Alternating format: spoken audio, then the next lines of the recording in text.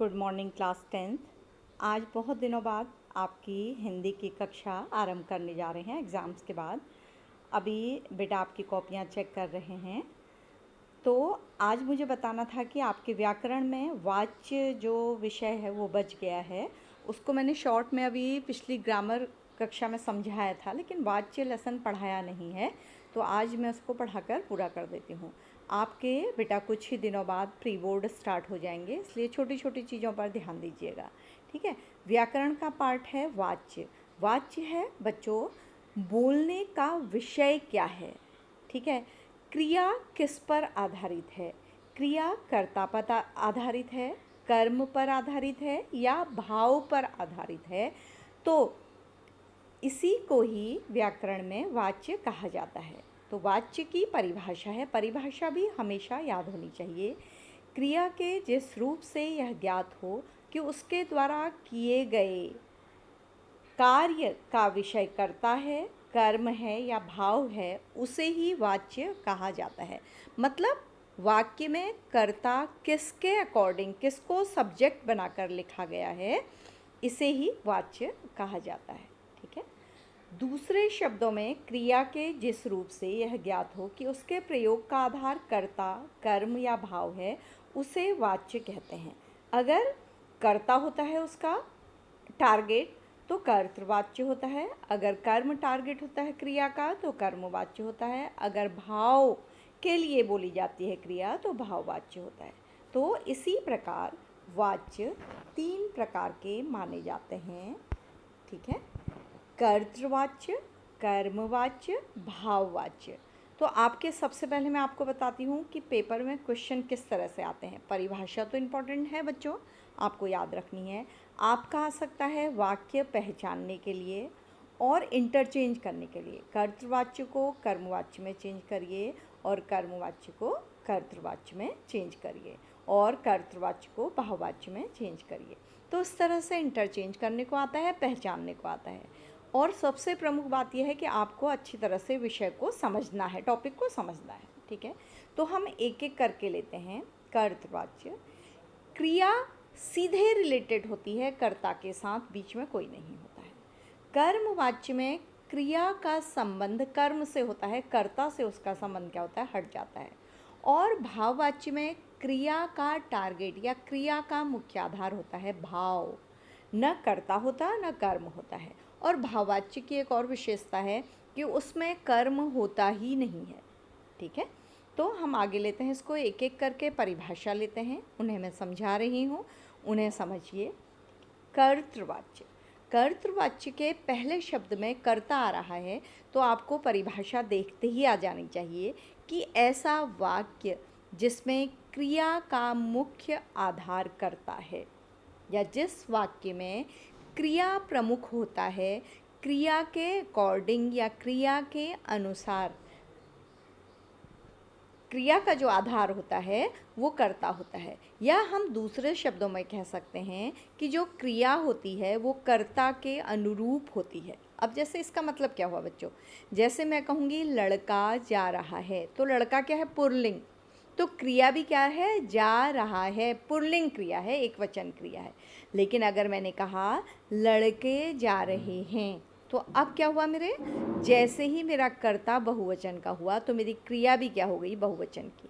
इसका मतलब हमारी क्रिया किसको देख के चल रही है, कर्ता के अनुसार चल रही है। कर्ता एक है तो एक वचन की होती है, और कर्ता दो होते हैं या अनेक होते हैं तो बहुवचन की हो जाती है। और अगर हमें इसकी परिभाषा करनी हो तो है जिस वाक्य में कर्ता की प्रमुखता होती है या कर्ता प्रमुख रूप से एक्टिव होता है और क्रिया का वचन, लिंग, कारक सब कुछ कर्ता के अकॉर्डिंग होता है, इसका सीधा संबंध कर्ता से होता है, वहाँ कर्तृवाच्य होता है। अगर और सरल शब्दों में कहें कि कर्ता की प्रधानता वाले वाक्य कर्तृवाच्य कहलाते हैं, ठीक है। तो जैसे मोहन फल खाता है, आप देखिए मोहन एक है तो खाता है भी क्या है, एक वचन की क्रिया है, ठीक है। तो जैसे अगले वाक्य में देखिए लड़कियां गीत गाती है, लड़कियां क्या हो गई, बहुवचन और स्त्रीलिंग हो गई, तो आपकी क्रिया बहुवचन की हो गई और किसकी हो गई, स्त्रीलिंग की हो गई। अगर हम कहेंगे लड़कियां गीत गाता है तो हमारा वाक्य क्या हो जाएगा, गलत हो जाएगा। तो हमने जैसा कर्ता रखा वैसी क्या रखी, क्रिया रखी। तो क्रिया किसके अकॉर्डिंग है, कर्ता के, तो ये कर्तृवाच्य है। ठीक है। अगला है कर्तृवाच्य के कुछ प्रमुख तथ्य। कर्तृवाच्य बच्चों दोनों प्रकार की क्रिया में होता है, अकर्मक क्रिया में भी, सकर्मक क्रिया में भी है। अब अकर्मक क्रिया क्या होती है, मैंने पहले भी आपको बताया है, अभी भी सुनिए, ये आपके काम का भी है, ये एग्ज़ाम में पद परिचय में भी आता है आपको। अकर्मक क्रिया होती है वो वाक्य जिसमें कर्म छिपा होता है, होता ही नहीं है। और सकर्मक क्रिया होती है ऐसा वाक्य जिसमें कर्म मौजूद रहता है, होता है, छिपता नहीं है। अकर्मक जैसे वह खा रहा है, क्या खा रहा है पता नहीं है, कर्म नहीं है, तो ये अकर्मक क्रिया है। वह खाना खा रहा है, कर्म मौजूद है, कर्म आ गया है, तो ये सकर्मक क्रिया है।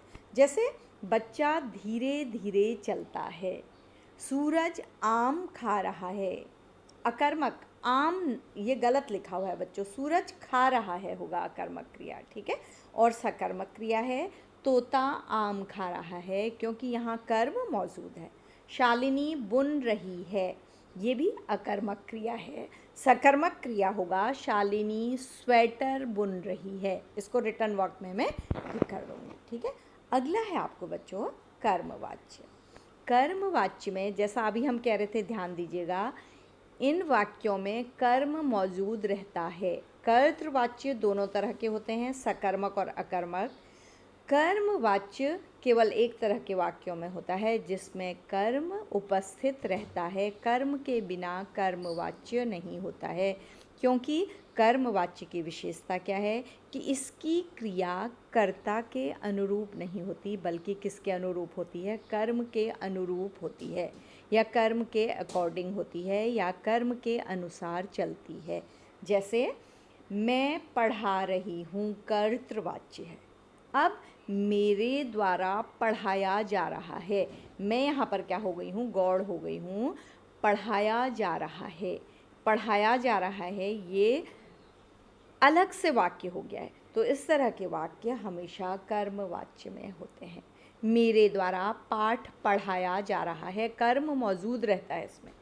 पाठ, पाठ पर जो हमारी क्रिया है वो आधारित हो गई है। जैसे नीचे एक सेंटेंस दिया गया है, यह कहानी मेरे द्वारा लिखी गई है, या इस तरह से भी हो सकता है, मेरे द्वारा यह कहानी लिखी गई है। अब मेरे द्वारा में भी वो पुरुष भी हो सकता है, स्त्री भी, लेकिन हमारी क्रिया किस पर आधारित है, कहानी पर। कहानी अगर पुल्लिंग होगा तो हमारी क्रिया पुल्लिंग की होगी, कहानी अगर स्त्रीलिंग होगा हमारा कर्म, तो क्रिया किसकी होगी, स्त्रीलिंग की होगी। ठीक है। तो इसकी परिभाषा, जिस वाक्य में कर्म की प्रधानता होती है तथा क्रिया का प्रयोग कर्म के लिंग, वचन और पुरुष के अनुसार होता है, और कर्ता की स्थिति में स्वयं कर्म होता है, वहाँ कर्मवाच्य होता है। मेरे द्वारा पुस्तक पढ़ी जाती है, जैसे राम ने कहा, राम कह रहा है, अध्यापक ने कहा कि मेरे द्वारा पुस्तक पढ़ी जाती है, कहने वाले अध्यापक थे, ठीक है, पुल्लिंग थे, लेकिन क्रिया किसकी आई, पुस्तक के अनुरूप आई, तो यहाँ पर कर्मवाच्य है। ठीक है। जैसे मालिन द्वारा हार बनाया जाता है, मालिन क्या है बच्चों, स्त्रीलिंग है, लेकिन हमारी क्रिया किसके अनुरूप है, हार के द्वारा बनाया गया, पुल्लिंग। ठीक है। अगर हम कहते माली के द्वारा माला बनाई गई, तो माली बनाने वाला क्या है, पुल्लिंग है, इसका मतलब क्रिया माली के अनुरूप नहीं है, बल्कि किसके अनुरूप है, माला के अनुरूप। ठीक है। तो जिस वाक्य में क्रिया कर्म के अनुरूप होती है, कर्म के अनुसार होती है, कर्म को ध्यान में रख के लिखी जाती है, वहाँ पर कर्मवाच्य होता है। तो ये वाक्य कर्ता को ध्यान में रखकर नहीं लिखे जाते, बल्कि किसको ध्यान में रख के लिखे जाते हैं, कर्म को ध्यान में लिख के। इसमें ध्यान रखिएगा, पहचानना बहुत आसान है, कर्मवाच्य में कर्म मौजूद रहता है हमेशा। ठीक है। जैसे कुछ उदाहरण हैं, मोहन के द्वारा लेख लिखा जाता है, हलवाई द्वारा मिठाइयाँ बनाई जाती हैं। देखिए हलवाई एक ही है, अगर मैं कहती हलवाई मिठाई बनाता है तो ये कर्तृवाच्य होता। बच्चों बदलना भी सीखिएगा, ठीक है। अब यहाँ क्या लिखा गया है, हलवाई द्वारा मिठाइयाँ बनाई जाती हैं, तो हमारी क्रिया किसके अनुरूप है, मिठाई के अनुरूप, मिठाइयों के अनुरूप। मिठाइयाँ बहुवचन में है तो हमारी क्रिया भी किस में है, बहुवचन में है। चित्रकार द्वारा चित्र बनाया जाता है, ठीक है। अगर ये होता कर्तृवाच्य में बदलना होता तो हम कहते चित्रकार चित्र बनाता है, ठीक है। रूपाली द्वारा कढ़ाई की जाती है, तो किस पर आधारित है, कढ़ाई पर, ठीक है। जो हमारी जो क्रिया है वो किस पर आधारित है। अब कर्मवाच्य में कुछ ध्यान देने योग्य बातें हैं। कर्मवाच्य में कर्म हमेशा उपस्थित रहता है, ये आपको ध्यान देना है। कर्मवाच्य में क्रिया का जाया जाता है, खाया जाता है, इस तरह का रूप प्रयोग होता है। जैसे दादाजी अखबार पढ़ते हैं, ये कर्तृवाच्य है, उसमें हो जाएगा दादाजी द्वारा अखबार पढ़ा जाता है, ठीक है। पुजारी पूजा करता है, कर्तृवाच्य, पुजारी द्वारा पूजा की जाती है। अब वाक्य देखिए हमारी क्रिया किस पर आधारित हो गई, पूजा पर, ठीक है। तो कर्ता के बाद हम से या के द्वारा लगा देते हैं। अगला है हमारा बच्चों भाववाच्य। बहुत सरल है पहचानना, इसमें प्रायः नकारात्मक वाक्य आते हैं, लेकिन कहीं 1 या 2% सकारात्मक वाक्य भी होते हैं, लेकिन ना के बराबर। तो जो नकारात्मक वाक्य होते हैं और भाववाच्य की सबसे बड़ी पहचान है, इसमें कर्म होता ही नहीं है। कर्म होता ही नहीं है मतलब हमारा ऑब्जेक्ट गायब रहता है, सब्जेक्ट होता है। जैसे मरीज से उठा नहीं जाता या मरीज द्वारा उठा नहीं जाता। जो हमारा कर्ता होता है उसमें से या द्वारा लगा दिया जाता है, और वाक्य क्या होते हैं, नकारात्मक होते हैं। ये प्रमुख पहचान है। जैसे देखिए इसकी परिभाषा मैं बता रही हूँ आपको। इस वाक्य में कर्ता अथवा कर्म की प्रधानता न होकर किसकी प्रधानता होती है, भाव की, फीलिंग्स की प्रधानता होती है, ठीक है। पहलवान से दौड़ा नहीं जाता। अगर मैं कहती पहलवान नहीं दौड़ सकता तो ये क्या हो जाता, कर्तृवाच्य। या पहलवान नहीं दौड़ता है तो बच्चों ये भाववाच्य नहीं होगा। अगर मैं कहूँ पहलवान से नहीं दौड़ा जाता, असमर्थता व्यक्त की जाती है, तो तब क्या होता है, भाववाच्य होता है। भाववाच्य में कुछ याद रखने योग्य बातें हैं। इस वाक्य में प्रायः मतलब 98% वाक्य नकारात्मक होते हैं। भाववाच्य में अकर्मक क्रिया का प्रयोग होता है क्योंकि इसमें कर्म होता ही नहीं है। जैसे राम पुस्तक पढ़ता है तो इसका भाववाच्य बन ही नहीं सकता बच्चों। जैसे राम पढ़ता है इसका भाववाच्य बन सकता है राम से पढ़ा नहीं जा सकता, या राम से पढ़ा नहीं जाता है, ठीक है। तो यह है भाववाच्य में प्रयुक्त क्रिया सदा पुल्लिंग, अकर्मक और एकवचन होती है। जैसे लड़कों से दौड़ा नहीं जाता, लड़के बहुवचन है लेकिन क्रिया क्या है, एकवचन की है। तो हमेशा क्रिया क्या होती है, एकवचन की होती है और पुल्लिंग की होती है। लड़कियों से दौड़ा नहीं जाता, बिल्कुल लड़कों के लिए और लड़कियों के लिए समान क्रिया का प्रयोग किया जाता है जो पुल्लिंग में होती है, अकर्मक होती है बेटा, ठीक है। तो देखिए कुछ वाक्य हैं। चलो अब सोया जाए, ऐसी धूप में कैसे चला जाएगा, इससे रोया भी नहीं जाता, मोटे व्यक्ति से उठा भी नहीं जाता या उठा नहीं जा सकता। भाववाच्य को बच्चों केवल कर्तृवाच्य में बदला जाता है, उसे कर्मवाच्य में नहीं बदला जा सकता क्योंकि उसमें कर्म नहीं है, ठीक है। तो ये भी शर्त है। कुछ वाक्यों के उदाहरण हैं बच्चों, ध्यान दीजिएगा। जैसे हालदार साहब ने पान खाया, अगर इसको कर्मवाच्य में बदलना हो तो होगा हालदार साहब द्वारा पान खाया गया। अब पान पर आधारित हो गई हमारी क्रिया। अगर हमें इसी भाववाच्य में बदलना हो तो होगा हालदार साहब से खाया नहीं जा सकता, वहाँ पान गायब होगा। पान क्या है, कर्म है, ऑब्जेक्ट है, ठीक है। मरीज पानी नहीं पी सकता, ये भाववाच्य नहीं है। अगर भाववाच्य में बदलना होगा तो ये भाववाच्य में बदला ही नहीं जा सकता क्योंकि इसमें कर्म हमारा मौजूद है पानी, ठीक है। अगर हमें इसे भाववाच्य में हमें ज़बरदस्ती बदलना होगा तो होगा मरीज से पिया नहीं जाता। पानी को हमें क्या करना होगा, गायब करना होगा कर्म को, ठीक है। और अगर इसे कर्तृवाच्य में बदलना होगा तो मरीज पानी नहीं पी सकता। तो ये इंटरचेंज करना आपको अच्छी तरह से आ जाना चाहिए। एक ही वाक्य को बार बार करके देखिए तो आपका आ जाएगा। अब आप गाना गाएं, ठीक है, कर्तृवाच्य। अब आपके द्वारा गाना गाया जाए या आरंभ किया जाए, ठीक है। कुम्हार मिट्टी के बर्तन बनाता है, कुम्हार के द्वारा मिट्टी के बर्तन बनाए जाते हैं। कवयित्री ने कविता पाठ किया, तो कवयित्री द्वारा कविता पाठ किया गया, ठीक है।